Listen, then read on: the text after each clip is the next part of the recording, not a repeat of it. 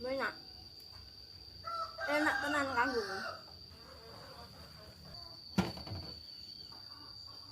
Buka cemilan pagi hari lur, gatot. Iki lho lur sing jenenge gatot ke. Iki telo sing ireng ngene iki diarani gatot ing aku iki kena digawe puluran.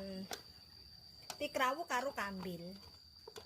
Nah, iki dikeduki ning piring ini, terus engko ulet karo klopo. Mari ngene ulet lur. Mang klopone ora lali dikeki uyah lho, gen eneng rasa gurihe.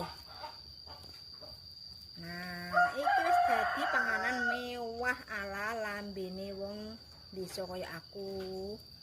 Soale iki ora mesti kabeh wong arep, lur. Dadi kanggoku mewah urung tentu kanggone wong nek mewah. Ora lali mangane ning ngarep pawon iki, lur. Karo api-api soale iki kan esuk-esuk si adem. Terus wetenge diganjil karo iki. Karo ngenteni matenge sego.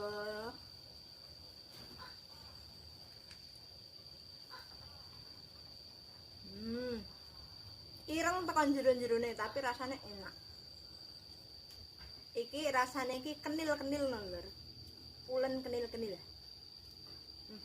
Enak.